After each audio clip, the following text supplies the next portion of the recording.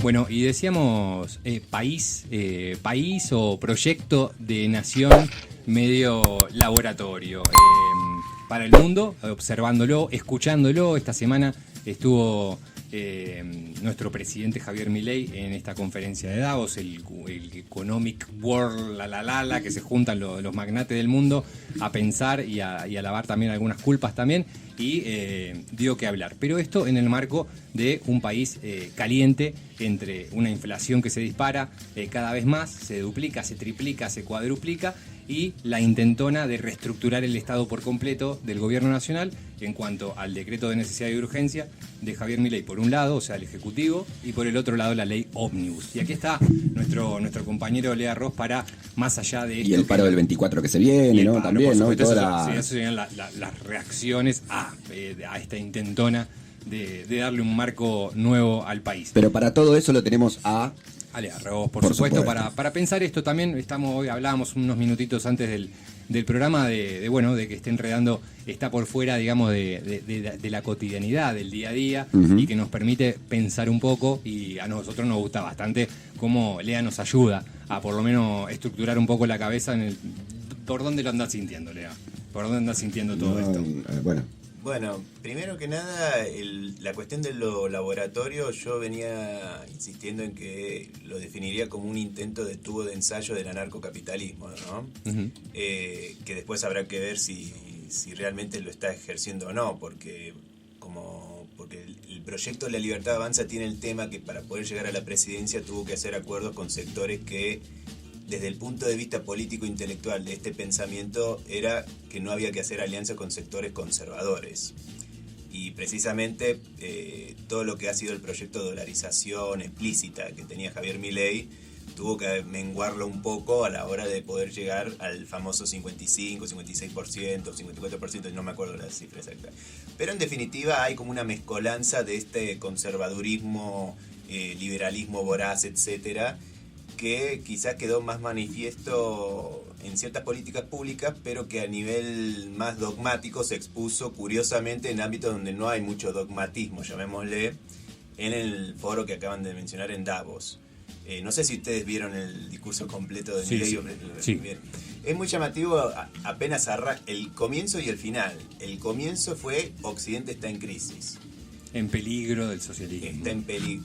Claro, en peligro del socialismo, porque en definitiva la tesis que tiene Milei es que el problema que está teniendo Occidente frente a un capitalismo que está teniendo un enorme crecimiento, etcétera, plantea que el marxismo cultural, como lo dice él, demanda ciertos derechos que implican mayor gasto social, que implica mayor emisión monetaria en los países, implican que todos esos fondos se lo quedan ministerios, funcionarios corruptos, etcétera, y eso pone freno a la expansión del capital, digamos. Esa es como la lectura que impone Javier Milei, que bueno, ahí después... Pero no es exclusivo del socialismo eso solamente, o sea, ¿sí? ¿Cuántos países socialistas hay por eso, uno hace la lectura en base a tratar de entender de qué se refiere incluso con el concepto de marxismo cultural. El concepto de marxismo cultural... Es extraño ese concepto, ¿no? Bueno, te diría que acá en Córdoba hay intelectuales que empezaron a difundir ese concepto, por ejemplo con Agustín Laje, que es alguien muy joven, tiene 2 años menos que yo incluso, que ha sido un rol importante en este tema de la construcción de la batalla cultural por derecha dentro de la Argentina, que implicó el ascenso de Milei. Pero lo que se plantea básicamente es que como a partir de la caída del muro de Berlín, todo lo que es marxismo, todo lo que es pensamiento de izquierda, frustrados ante la caída del muro de Berlín e impotentes a la hora de disputar en los sectores más obreros, se opta por una agenda que sea ya no tan de clase. Hablar de cuestiones de diversidad sexogenérica, hablar de feminismos, hablar de cambio climático, etcétera. Entonces lo que hace Milei son todas invenciones que le ponen freno a la expansión del capital, e implica, emisión monetaria que después se convierten en monedas, en billetes que se lo quedan los funcionarios corruptos y esa sería como la tesis. Y ahí resaltó mucho el tema de que culpa del Estado está como está. Y eso lo deja de manifestar. Lo curioso es que, el foro de Davos no es que hablan solamente empresarios, hablan mandatarios. Y los empresarios precisamente escuchan a los mandatarios a la hora de dar esas descripciones y tratar de entender dónde invertimos, digamos, claro, qué es lo que nos ofrecen. Y muchos de los que están adheridos al pensamiento de Milei quedaron frustrados un poco por eso, en el hecho de que terminó siendo un discurso más apegado a sus seguidores de Twitter. Cuando vos ves que, según algunos colegas de C5N, cuando en 24 horas Milei retuiteó 500 mensajes, incluyendo la famosa foto cuasi pornográfica que subió Elon Musk. Sí, señor. Entonces, bueno, evidentemente fue un discurso apegado porque Milei insiste con esto, su llegada en las redes sociales, etcétera, como si fuera una variable a tener presente. Pero bueno, toda esa descripción que hizo Milei, que en definitiva es el tubo de ensayo del anarcocapitalismo, en paralelo vos tenés a su ministro de Economía que dijo ante colegas, la dolarización no es un tema de agenda de ahora.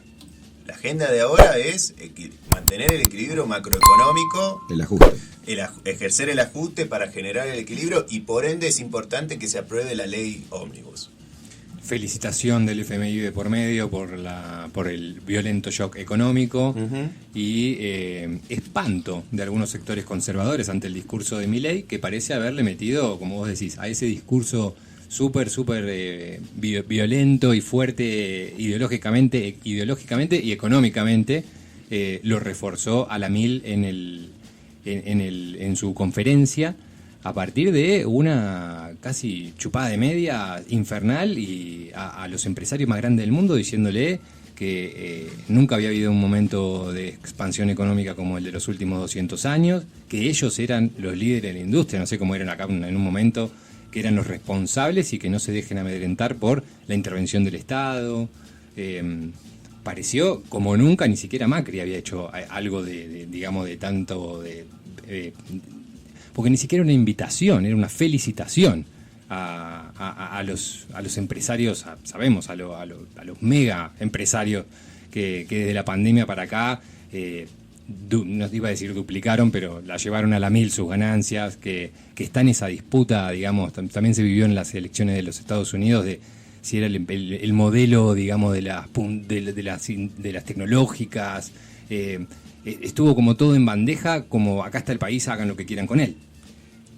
Aunque bueno, no creas, incluso hay sectores de este pensamiento que tampoco estuvieron de acuerdo en eso, porque un gran colega que tuvo Milei, que se separaron, Diego Giacomini, escribieron 4 libros juntos. Giacomini dice, el problema de Milei es que cree que el héroe es Elon Musk, es Silicon Valley. Y está mal desde el punto de vista del narcocapitalismo, porque si vos analizás bien cómo creció Silicon Valley, el Estado norteamericano tuvo un rol preponderante para que se levante Silicon Valley. Bueno, ahora es noticia, por ejemplo, Mercado Pago, que según Infobae se descubrió que recibió millones de dólares en subsidios. En exenciones impositivas, bueno, claro. Pero que se calcula que la 10ª parte de las ganancias de Mercado Pago o de Mercado Libre fue en base a eso, a la ayuda del Estado.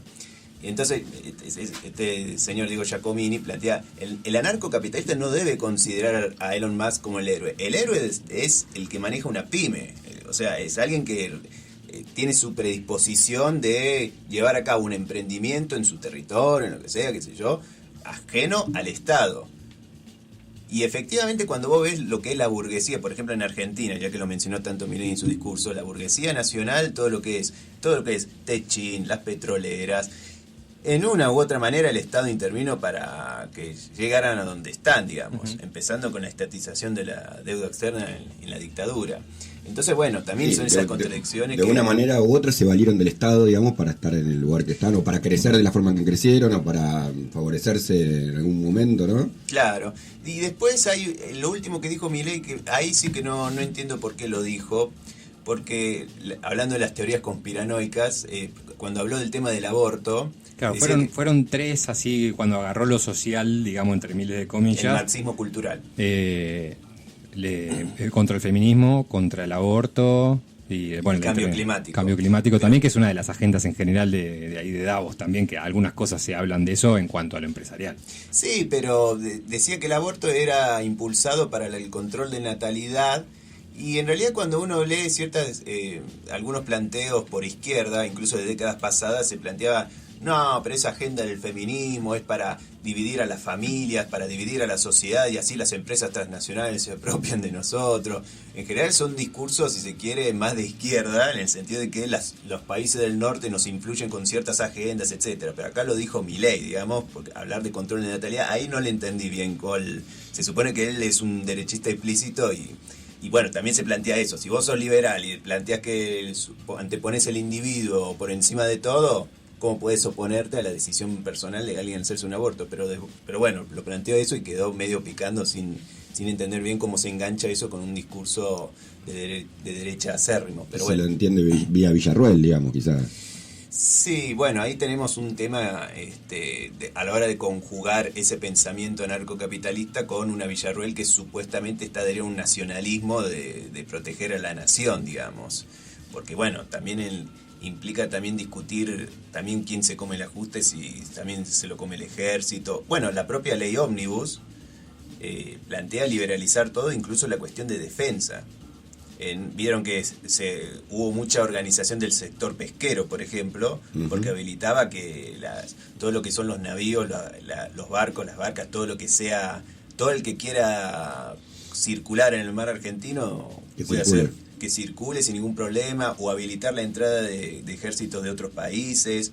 Ahí hay una disonancia puede que sea coherente en el anarcocapitalismo, pero incoherente en el pensamiento de alguien como Victoria Villarroel, que se supone que es la referenta de lo que sería la casta militar, si se quiere. Un nacionalismo más acérrimo. Claro, entonces esas contradicciones, esos cortocircuitos, uno también hay que prestarle atención a la hora de ver qué tan sostenible es este proyecto de la libertad de avance. Sí, esta relación, ¿no? Que ya viene con algunos sobresaltos, ¿no? De que en algún momento que ya advirtió... se advirtió de que había ahí un posible complot, ¿no? Entre Macri y Villarruel, como que le están haciendo ahí una... Sí, siempre va a depender también de la situación económica, porque la realidad es que el discurso de Milei, no sé ustedes, pero si yo fuera inversor no me generó ningún incentivo para invertir en Argentina. Claro. Vos fijate que, por ejemplo, vino funcionarios de Arabia Saudita dijeron, nosotros estamos dispuestos a mantener relaciones comerciales con países de Europa, y sobre el tema de Medio Oriente, que obviamente la influencia, mira, estamos dispuestos a reconocer la existencia de Israel, siempre y cuando reconozcan la existencia de la autoridad palestina que está en Cisjordania, de mínima.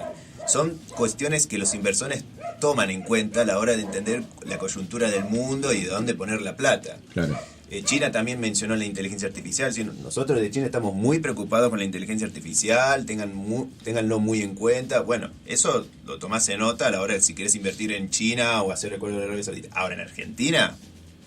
Si tenés el DeLorean de Volver al Futuro, entendés cuando la decadencia argentina, creo que 100 años, bueno, entonces más o menos dónde invertir 100 años atrás en Argentina. Pero ahora no entendí nada. ¿De qué me sirve? Está bien con la chupada de medias, pero ¿qué me sirve a mí que me chupen las medias si no tenés una claridad sobre dónde invertir? Sí. Quedó aparte en lo retórico, en una especie de casi de discurso que quedó de modé.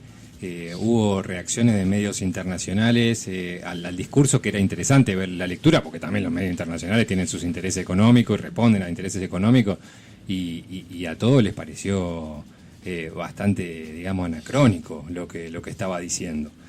Sobre todo entendiendo que también en Europa hay democracias socialistas, digamos, a media o lo que vos quieras, que están ahí funcionando, y que le fue a cantar las 40 y los metió a todos en la misma bolsa, desde nazismo hasta comunismo, pasando por todo el arco intermedio. Repito, también vinieron mandatarios, o sea, directamente Milei les dijo que eran nazis. Claro. Entonces también está ese temita también. Pero por eso, digamos, también los empresarios tampoco les gusta que alguien venga, o sobre todo si es un mandatario, decirle, mira, yo te voy a explicar de capitalismo, porque bueno, sabés que se y tampoco les gusta, digamos. Claro. Entonces también está ese tema. Es muy didáctico lo que hizo Milei, qué sé yo, pero no te invitamos para eso, digamos, te invitamos para que nos des un panorama para entender dónde hay que invertir, y sobre todo en tu país, que se supone que viniste para eso. Me gustó la tapa de página 12, ¿no la viste? Cuando después del discurso que pusieron un fantasma recorre Europa, decía, con la frase con la que empieza el manifiesto comunista, ¿no? Sí. Con la carita de Marx por ahí perdida, no sé qué. Claro.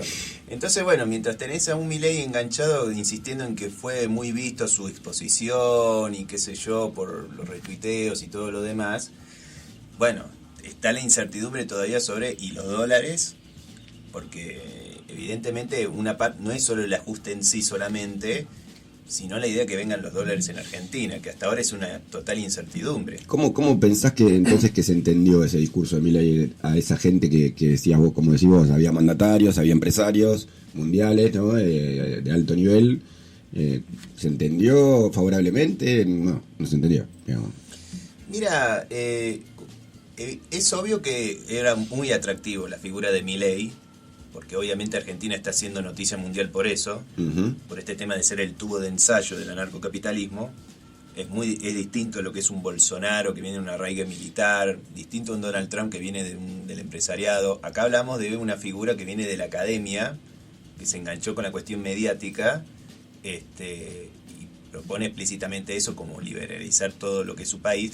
Porque la filosofía de esto, porque alguien me decía, sí, no, son una bosta Bolsonaro, Donald Trump, Milei, y digo, son todo lo mismo.